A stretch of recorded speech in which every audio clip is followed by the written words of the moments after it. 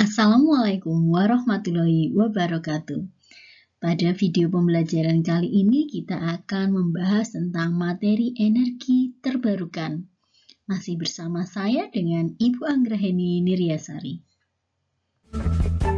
Jangan lupa untuk like, subscribe channel ini, dan bunyikan notifikasi. Terima kasih. Energi terbarukan.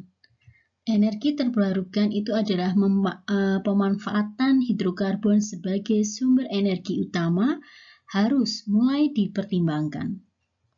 Kenapa? Karena realitasnya itu menunjukkan bahwa ketersediaan bahan bakar fosil itu semakin hari semakin menipis. Bahan bakar fosil itu merupakan sumber energi yang tidak dapat diperbaharui. Dan eksplorasi serta pemanfaatan yang berlebihan terhadap bahan bakar fosil ini menyebabkan kerusakan lingkungan yang cukup parah. Berhemat dalam menggunakan bahan bakar merupakan salah satu solusinya. Solusi lain yang dapat kita lakukan, yang pertama, itu memanfaatkan sumber energi alamiah yang ada di bumi dengan teknologi modern. Seperti menggunakan solar energi, wind energi, geothermal energi, kemudian hidrogen energi, tidal energi, wave energi, hidroelektrik, kemudian nuclear power, dan biomasa energi.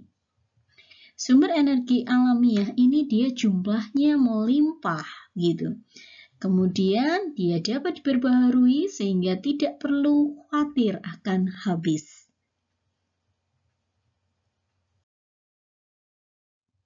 Nah, apa saja sumber-sumber energi alamiah yang akan kita pelajari pada hari ini ya? Yang pertama itu adalah air. Air itu dia dapat dijadikan sebagai sumber energi listrik. Dia dikembangkan dengan pembangkit listrik tenaga air atau yang disingkat dengan PLTA. PLTA itu dia memanfaatkan air dengan memutar turbin untuk menghidupkan generator listrik. Energi listrik yang dihasilkan ini adalah setara dengan yang dihasilkan oleh pembangkit listrik berbahan fosil.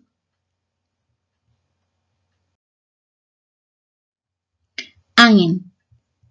Angin ini dia bisa menyediakan tenaga sampai 17.000 MW di seluruh dunia. Angin dia akan menggerakkan kincir yang berbentuk sayap yang diletakkan pada sebuah tangkai horizontal, kemudian dia akan memutar sebagai sebuah generator listriknya.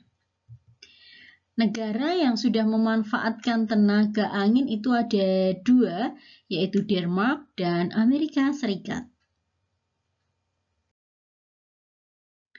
Yang ketiga adalah sinar matahari. Beberapa negara ini mengembangkan pembangkit listrik tenaga surya. Pembangkit listrik tenaga surya itu dia dapat menghasilkan daya sebesar 10 MW. Energi ini dia dapat dirubah menjadi listrik menggunakan teknologi seperti dengan pemanas surya, fotovoltaik surya, kemudian listrik panas surya, dan arsitektur surya. Yang kelima dengan fotosintesis buatan. 4. Bisa dari tanaman. Banyak tanaman itu dapat menghasilkan bahan bakar cair. Bioetanol itu dapat dibuat dari sisa hasil hutan, jerami, tebu, jagung. Nah, bahan sisa ini dia diberi ragi dan dilakukan penyulingan.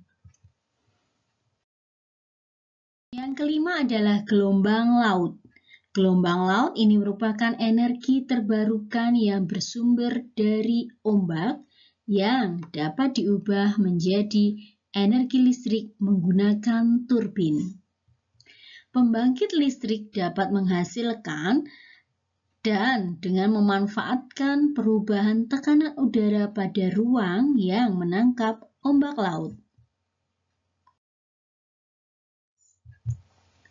Tekanan udara inilah yang kemudian memutar turbin dan menggerakkan generator hingga akhirnya dia akan menghasilkan listrik.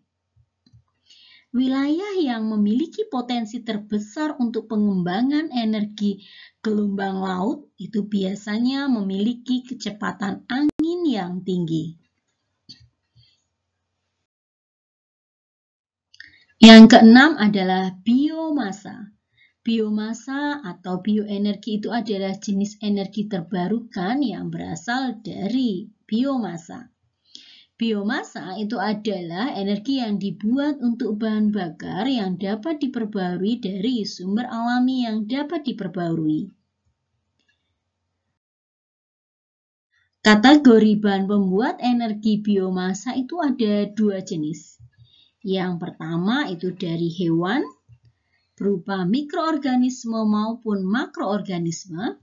Yang kedua dari tumbuhan, dia berasal dari tanaman sisa pengolahan maupun hasil panen yang secara langsung. Contohnya misalnya ini, bahan sisa hasil panen ini kemudian dia hasil panen gitu ya, dia dibedakan mana yang hasil panen dan mana yang sisa yang tidak bisa dijual. Kemudian nanti dia disortir ya, nanti dari hasil penyortiran ini kemudian yang tidak digunakan itu dia bisa dimasukkan ke dalam mesin biomasa agar dia bisa menghasilkan energi listrik.